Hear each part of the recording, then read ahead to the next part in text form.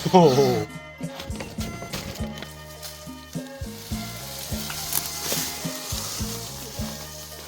หอกข้าวต้องหอกเผื่อด้วยเวลาเข้าปลาด้วยหอน้อยนี่บ่ได้เลยเหนียวสักไหนบ้างเลย ของแท้เลย น้ำเพิ่งเดือน5เป็นยังไง หวานเขียวหวาน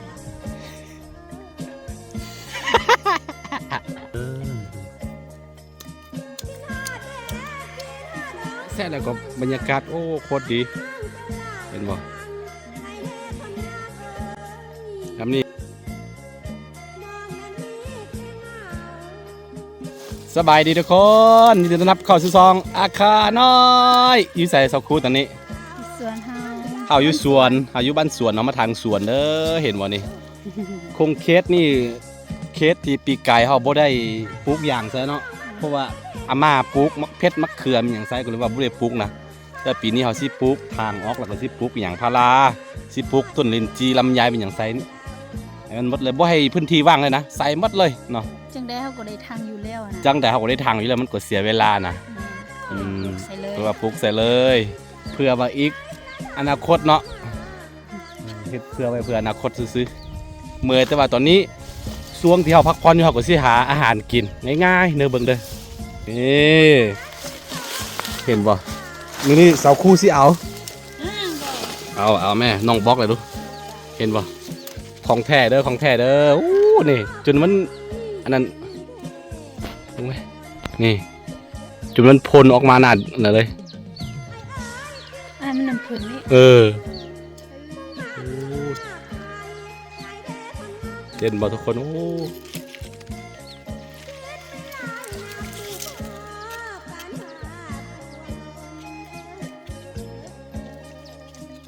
ย่านนี่โอเคทุกคนเอาสิเอาตัวนี้ก่อนสิเอาน้ำผึ้งก่อนโอ้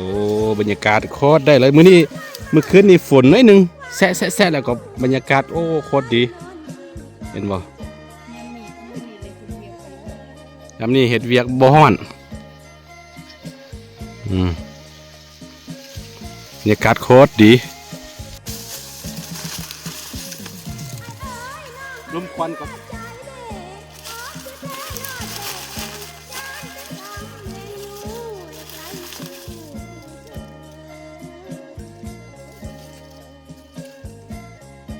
ตัดแล้วก็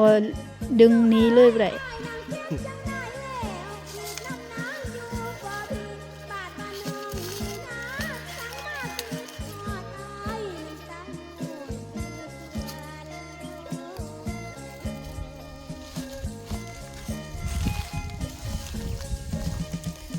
ลมวิวบรรยากาศเหมาะแก่กันนอน แต่ว่าเขาดุมันโพดนี่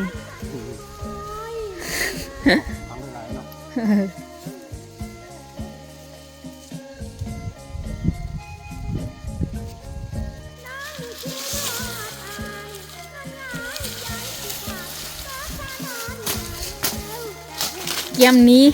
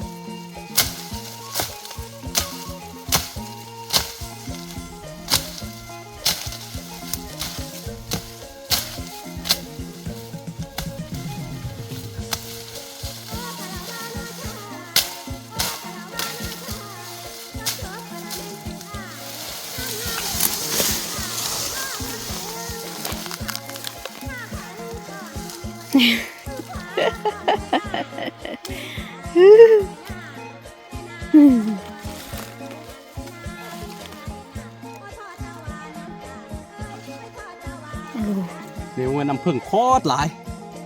นี่เห็นปะ กินอยู่คาต้นแบบนี้เลยแซ่บ โอ้อันนี้เดี๋ยวเอาไปมกกิน ตัวอ่อนนั้น แซ่บได้เนาะ แซ่บปะ ฮัลโหลอันนี้ โอ้ นี่มีไหมน่ะ มีหลายขึ้นนะ ปลาทู อันนี้เอาไปมกกินนะทุกคนเด้อ อันนี้มันน้ำผึ้งเด้อสดๆเลย เดี๋ยวมากิน บ้านของขวัญมากินสุด ของขวัญได้กินครั้งแรกเลยกับปะโทตื่นเต้นโอ้ เอ้าใส่อันนั้นเดียว เป็นยังไง ใส่ใบตองนี่ อันนี้คือน้ำผึ้งสดๆเลย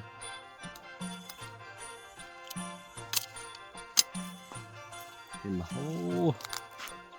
ตอนนี้เขาอยู่สวนคือเบิ่งไหมต้นเงาะที่เราลงไปนี่เป็นดอกมันแล้วเห็นป่ะโอ้สุดยอดการได้กินแล้วต้นเงาะลิ้นจี เป็นดอกมัดแล้วแต่ว่าเงาะนี่ตายไปโคตรหลายเนื่องจากว่าเขาบ่ได้มีระบบน้ำเนาะน้ำมีใกล้ๆอยู่แต่ว่าบ่ได้เดินทอแล้วก็ตายหมดนะโอ้มันแห้งแล้งช่วงนี้นะตายไปหลายต้นเขาปลูกบักหลายๆตายแต่คือลิ้นจีกับลำไยเนี่ยมันทนเนาะทนแรงสบายเลยนี่สิได้กินแล้วอันนี้ตัวควายเฮ็ดฮักมัดบ่แม่นนี่โอ้เดี๋ยวนี้ยายเลยแหละ2 ปีกว่าๆสิเข้า3 ปีแล้วเป็นดอกพอดีได้กินเลยปีที่3ได้กินเป็นบ่ปีนี้ได้กินแล้วลิ้นจีโอ้สุดยอดเลยงามแต่ปีนี้คือนี่แหละเขตที่เฮาเดินทางอยู่นี่เฮาสิปลูกลำไยสิปลูกลิ้นจีมีหยังสิปลูกหยังพาราใส่หมดเลยนะบ่ให้พื้นที่ว่างเปล่าเนาะคือเคสนี่เขาก็ปลูกอย่างพาราไซมดแล้วเรียบร้อยพันไปก็ต้นอีก5-6 ปีข้างหน้ากะดีอยู่งามตอนนี้เขาสิใส่ถุงยาง สิใส่ถุงยางเอาไปให้น้องของขวัญกินเลยมาพี่สิปาดก่อนนี่บ่มีสตงอยู่บ่ได้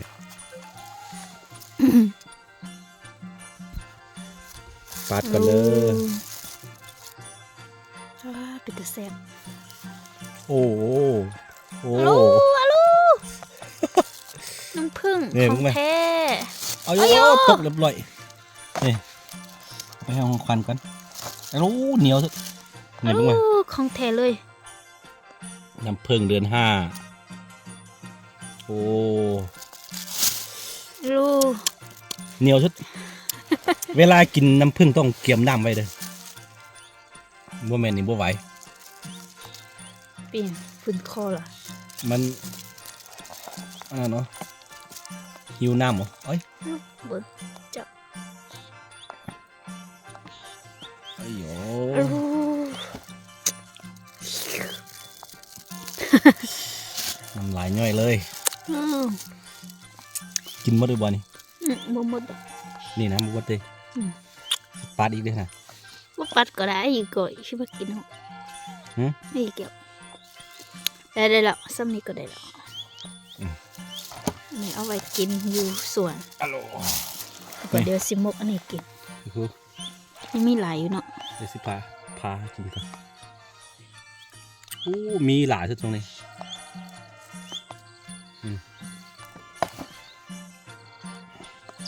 บ่ค่อยกินได้หลายเลยน้ำผึ้งนะแต่ว่าข้าวหน่อยคือกินได้หลายแห้ง กินได้ทุกมื้อเจ็บ มา บ่ ของหวานเอาไปทาไก่ปลา แซ่บเนาะเสียดายมื้อนั้นบ่มีน้ำอันนี้น้ำผึ้งป้าแซ่บสุดมากินเด้ จะบ่กินก็ได้ อ้าว จะกินบ่ได้ด้วยจะกิน โอ้ตัวเย็นเนี่ยกะขาจิแม่ เท่า ทำเนาะ บ่เถื่อเท่า ฮัลโหลกินแซ่บแท้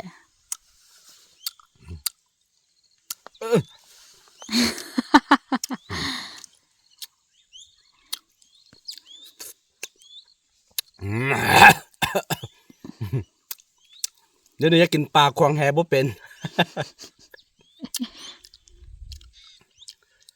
ปลาเขาปล่อยสุดหนึ่งเนาะแต่ปีกรมันมา นั่น เข้าไปปีกรแล้วไหมนะกินบ่หมดพี่น้องเอ้ยเนาะเฮาซื้อปลาตัวเขาเฮ็ดมันนะแต่ว่า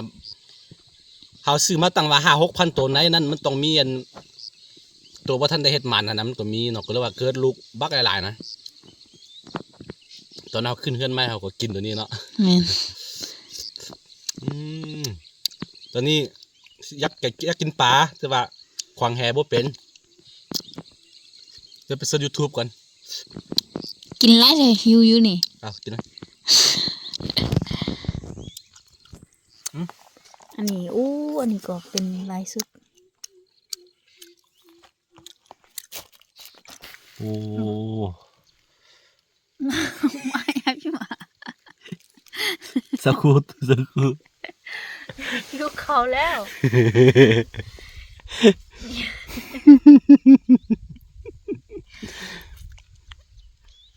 เป็นไง หวานหวานเถอะหวานวะ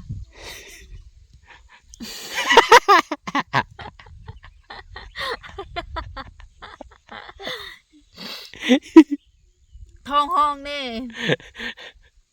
คิดว่าสักครู่ตดบ่แม่นสักครู่ท้องสักครู่ห้อง อยู่ในนึงมุ้งปลายแล้วมันอ่ะ โอ้นี่แหละของธรรมศาสตร์โอ้เนี่ยบุ้งมันย่อยหมดแล้วเฮ้ยเฮ็ดดีๆไหมเนี่ยมันย่อยใส่นี่หมดแล้วนี่ย่อยใส่ผ้าหมดแล้วนี่ เลียไหม โอ้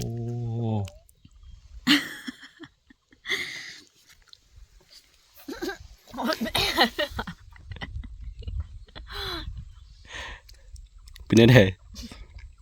แอบ เดี๋ยวไปของแหกกันนี่เฮียนอันหวานแหครั้งแรกเลย ได้หาตัวโอ้มากินข้าวกินน้ำกันเด้อบรรยากาศโคตรได้เลยมึงเว้ยท้องฟ้ามืดครึ้มรู้สึกว่าฝนจะตกเลยอยากให้ฝนเนาะเพราะว่าต้นเงาะของเฮาตายไปหมดแล้วตายไปหลายต้นเติบเนาะรุดทืนเพราะว่าซื้อเบี้ยก้ามันนะต้นหนึ่งร้อยไปกว่าบาทนะถ้าไล่เป็นเงินบาทเนาะตัวนี้นี่ของแซบนี่ของแซบเด้อ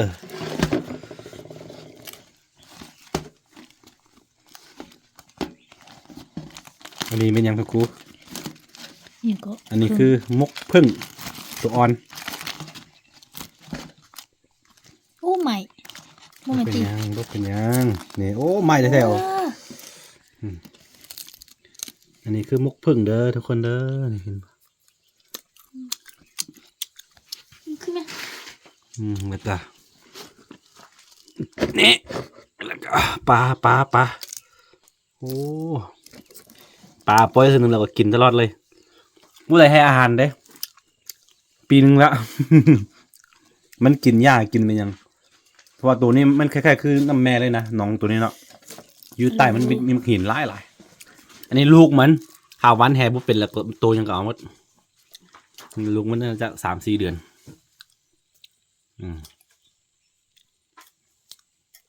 กินข้าวกินน้ำเลยพี่น้องเด้อตัวอ่อนตัวนี้แซ่บเด้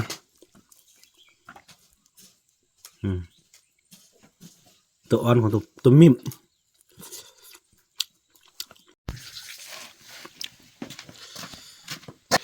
เป็นยังไงสักครูมากินข้าวอยู่ป่าเนี่ยแซ่บเนาะ แซ่บแท้แซ่บว่าเขาพอจะเถื่อ ห่อข้าวต้องห่อเผื่อด้วยเวลาเข้าป่าด้วยห่อน้อยนี่บ่ได้เลย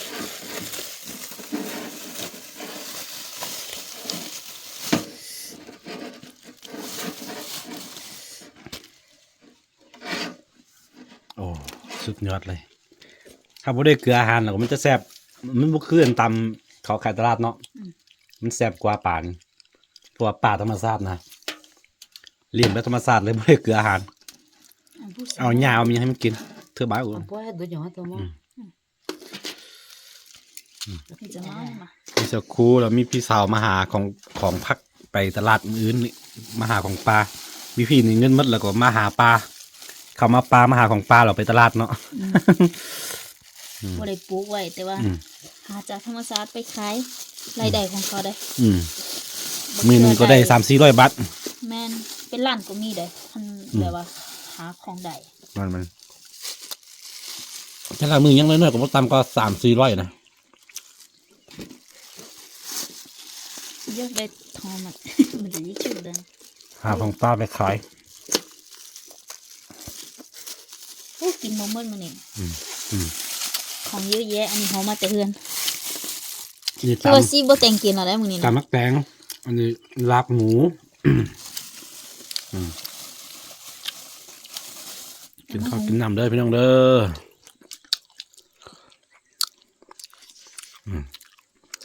อันนี้คือแม่ตากล้องผู้เสียไปเนาะอันนี้คือแม่เขาเนี่ยเป็นพี่สาว แต่บ่เป็นพี่สาวคิง